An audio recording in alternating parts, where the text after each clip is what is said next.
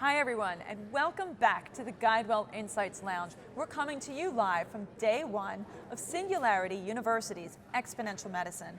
My name is Kate Warnock, and I am so pleased to bring with us here today Greg Matthews. Greg, welcome to the interview. Thank you so much, Kate. Greg is the creator of mDigitalLife and also the Managing Director of W20 Group. So Greg, we were just chatting. I want you to fill in our audience on what is mDigitalLife. Sure. So my company specializes in social analytics, deriving intelligence from conversations that are happening in the social web.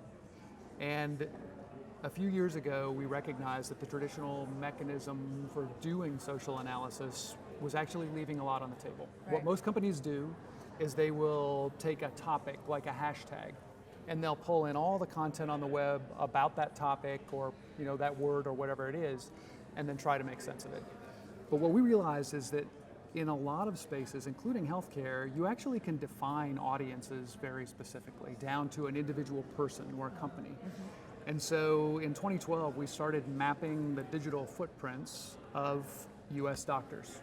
So for example, we took the National Physician Registry in the US, started mapping in Twitter accounts, blogs, YouTube channels, Facebook pages, the works. And then we're able to actually attribute the content that people are creating to a real person. So a person that we know something more about than just a Twitter handle or Right. a Facebook handle. And it lets us do a lot deeper analysis, but it also lets us understand those people beyond the one dimensionality of a single topic, like a hashtag, right? We want to understand the whole person as a part of that audience. And so that's what mDigitalLife is.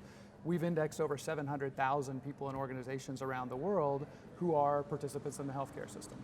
Journalists, media outlets, the works. And I think what's really fascinating about what you do is that it's a visual representation, isn't it, of the connectivity between an individual, different individuals, and the topics that they might share in common. Yes. How did you build that? I'm just curious because that's obviously a lot of hours that went into it, but it just makes it such a rich experience to go in, plug in your own Twitter account perhaps, and see what comes up. Yeah, and in fact, it's all built on the data. So we've captured over 200 million posts in the 3 years we've been doing this.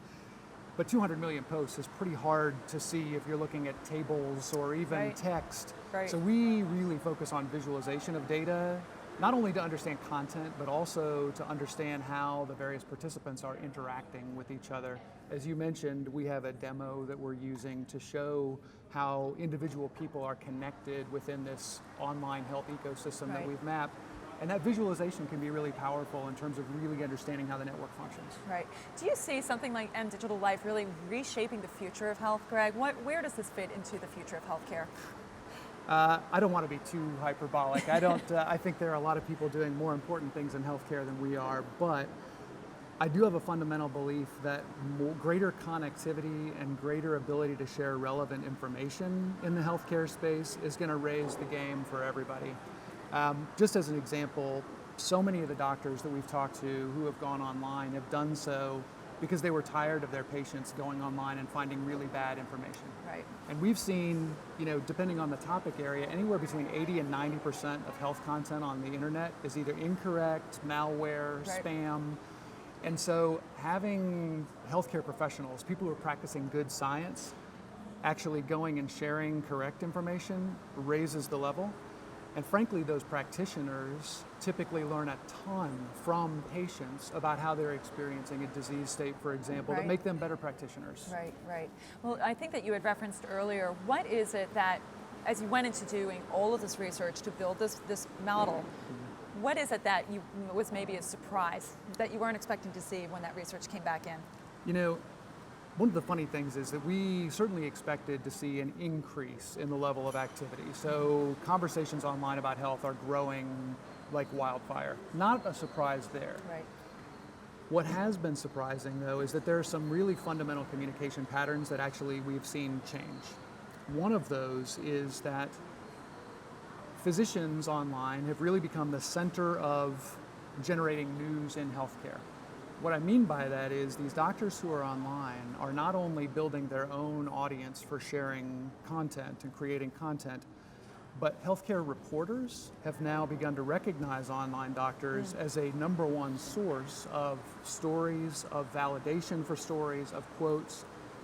We're tracking over 190 reporters who are following at least 50 doctors' Twitter accounts, just as an example. Right. Liz Szabo from USA Today follows over 1,500 doctors' Twitter accounts. And what it means is these docs actually have a really outsized influence relative to their numbers. And one other thing that I've found really interesting is that for whatever reason, social media, I think, has really freed up physicians from what many have described as a culture of permission in terms of being able to actually have real, authentic dialogue about a subject. We've seen since the American Heart Association announced new cholesterol management guidelines in 2013, not only have physician conversations about statin tripled in terms of volume, but they've completely changed. Doctors are now openly questioning, are we overprescribing statins? Do we really understand cholesterol management? And that would have never happened before. Right. It was all very sort of by the books, know your numbers. These are some of the changes that we see happening, and I think it goes deeper than just the volume. Right. I think what that speaks to is how authentic perhaps this clinician can now be. Yes, exactly. And I think too, Craig, one thing that, as someone who's very involved in social media, we at GuideWell follow a number of conversations. It really is about empowering the patient, empowering the person. How is it that you see that this is really going to move the needle forward? So this is another interesting thing. We've been tracking data back to the dark ages, like 2009, if you could remember that far back. Right. What's really, really interesting is that in 2009 and 2010, what we saw were patients talking to patients, maybe talking to advocacy organizations, doctors talking to doctors, maybe talking to medical societies. Since 2009, there's over an 8,000% increase in the number of times a doctor mentions a patient or a patient mentions a doctor in the context of an online conversation. Right. There's convergence there. Right. And what that means is that both sides are learning from each other. Healthcare companies have started to enter these conversations. Journalists have started to enter these conversations. Right. And I think it's really raising the level of dialogue across the board. And it's so transparent. That's the thing. Anybody can join in and either listen and become informed, or simply, if they themselves are a patient, if they're an advocate, if they have a special interest or background, it's so easy to join in. And I think that especially having a physician or a clinician engaged in those conversations, it really does elevate it. It kind of makes the information more trustworthy. And obviously, if we have reporters now joining in, companies following in, hopefully policymakers too. We want them to hear directly from the patient. We want it to be frictionless.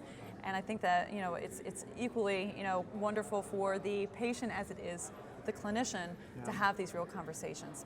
Totally agree. Yeah. So Greg, I love having you on today, and I would love to have you back on day 2 and day 3. Let's have you walk us through what you're hearing in the social space, what the connections are, and look forward to having you back again at the GuideWell Insights Lounge. My name is Kate Warnock. Greg, thanks again for your time. Thank you, Kate. You enjoy the rest of the conference. We'll catch you tomorrow. We'll see you again soon.